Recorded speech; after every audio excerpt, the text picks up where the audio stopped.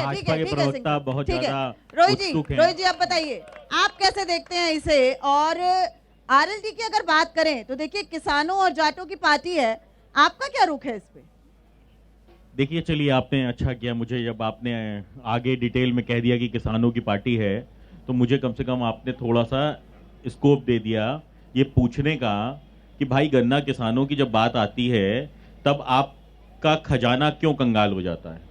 आप तो कहते हैं 20 रुपए आज ही एमएसपी बढ़ी है। यही तो पूछ रहा हूँ आपसे। 10 लाख ठीक है, बोलने दीजिए। 7 सालों में 20 रुपए बढ़ाने का काम करोगे तो ये कंगाल क्यों हो जाता है। तो बेरोजगारी, भगवान राम का नाम ले लेते हैं। चादर चढ़ाने पे बेरोजगारी नहीं है, तो भैया देश के संसाधनों पे अधिकार बनाने पे बेरोजगारी नहीं है। अभी भारतीय जनता पार्टी की बात एसएन सिंह साहब आप ही को बोलना है क्या? सुनने का भी तो मादा रखिए ना। संयम रखिए, संयम रखिए। यही तो समस्या है, सुनना तो है ही नहीं किसी ठीक है रोहित जी, की। ना हमारी सुनेंगे, विपक्ष की भी नहीं सुनेंगे, जनता की भी नहीं सुनेंगे, शंकराचार्य जी की भी नहीं सुनेंगे। तो सुनेंगे किसकी भाई ये तो बताओ। भगवान से बड़ा कौन? भैया प्रभु और भक्त के बीच में इन बिचौलियों का क्या काम? भगवान से आपको बिचौलिया लग रहा है। ये प्रभु और भक्त के बीच में बिचौलियों का सबसे बड़े। ये जो चिल्ला रहे राम पे बोलो, ये इंशाअल्लाह किसने बोला यहाँ पे? ठीक है रोहित जी अपनी बात आगे बढ़ाइए। तो देखिए एक स्थिति ये आ चुकी है कि आज भारतीय जनता पार्टी ठेकेदार बन गई है और भारतीय जनता पार्टी को लगता है कि भगवान राम को वो लेके आई है। मुझे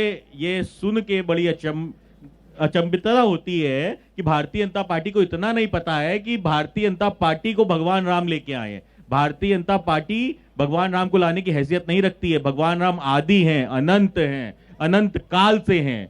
भगवान राम यहीं पे हैं, अयोध्या की कण-कण में हैं, इन हवाओं में हैं, इस सरयू की अविरल धारा में हैं, इस अयोध्या की रज में हैं। भगवान राम हर व्यक्ति के अंदर स्थापित हैं। पर भारतीय जनता पार्टी को लगता है कि शायद भारतीय जनता पार्टी का क्योंकि एजेंडा सिद्ध होता है और भगवान राम का नाम लेते लेते 2 से पूर्ण बहुमत की सरकार में आ गए, तो अब ये विपक्षियों को भी सर्टिफिकेट बांटते हैं कि आप सनातनी नहीं है। नहीं, अब ये विपक्षियों को भी सर्टिफिकेट बांटते हैं कि सनातनी नहीं है। भाई अभी तक किसानों को बांटते थे, ड्राइवरों को बांटते थे, व्यापारियों को बांटते थे, अपने 2 आंख के तारे कोहिनूर हीरे उनको बांटते बांटते अब ये बांटने लग गए विपक्षियों को भी कि साहब आप सनातनी नहीं है। जो भारतीय जनता पार्टी में रहेगा वो दूध का दूल्हा। ये कहते हैं वो तो राम नाम सेवकों पे गोलियां चलवाई। लोगों के पास मुद्दे क्या है लोकसभा चुनाव में, जनता क्यों आपको वोट देगी? हमारे लिए भगवान राम आस्था का विषय है, भारतीय जनता पार्टी के लिए धर्म का विषय है। तो हमारे लिए मुद्दे ये हैं कि 100 स्मार्ट सिटी की बात हुई थी, भाई वो कहां है? 2014 से 24 में 10 साल हो गए। 100 स्मार्ट सिटी के नाम तो बता दो। आज अयोध्या की 4 सड़कें बना के आप कह रहे हो साहब हमने भव्य कर दी अयोध्या। बात तो हुई थी स्मार्ट सिटी की, क्या स्मार्ट हो गई अयोध्या? अरे अयोध्या को स्मार्ट सिटी बना देते कम से कम। डिफेंस कॉरिडोर इसी उत्तर प्रदेश में, अमूल की ऐसे नहीं। आपको समस्या क्या है? सत्य बाहर आने लगता है तो दर्द होने लगता है। गोली चलाने वाले आकर जनता को सिर्फ गुमराह करोगे, गाली देने वाले सत्य नहीं आने दोगे। मन बदल लेते हैं। जनता को गोली चलवाने वालों को पद्म भूषण अवार्ड से सम्मानित किया है। मुलायम सिंह को पद्म भूषण सम्मान किसने दिया? भारतीय जनता पार्टी ने। अब ये कहते हैं गोली चलवाई मुलायम सिंह जी ने, तो भाई पद्म भूषण सम्मान भी दोगे और आरोप भी लगवाओगे कि गोली चलाई, तो डिसाइड तो करो कि भैया गोली चलवाई थी, अपराध किया था कि पद्म भूषण से सम्मानित करोगे।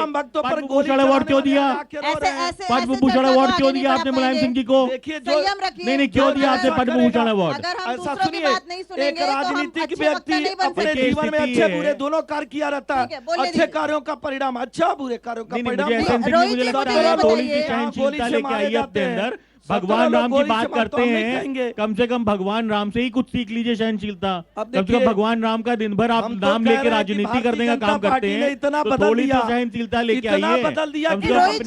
मुझे ये बात बताइए, आस्था और सियासत अपनी जगह है, लेकिन क्या आप इस बात को नहीं मानते? ये तो हम अपने चारों तरफ भी देख रहे हैं ना, राम मंदिर बनने से कैसे एक शहर का विकास हो गया, कैसा जो अयोध्या था अभी तक पूरी तरह से अपेक्षित था, पूरी तरह से उपेक्षित था।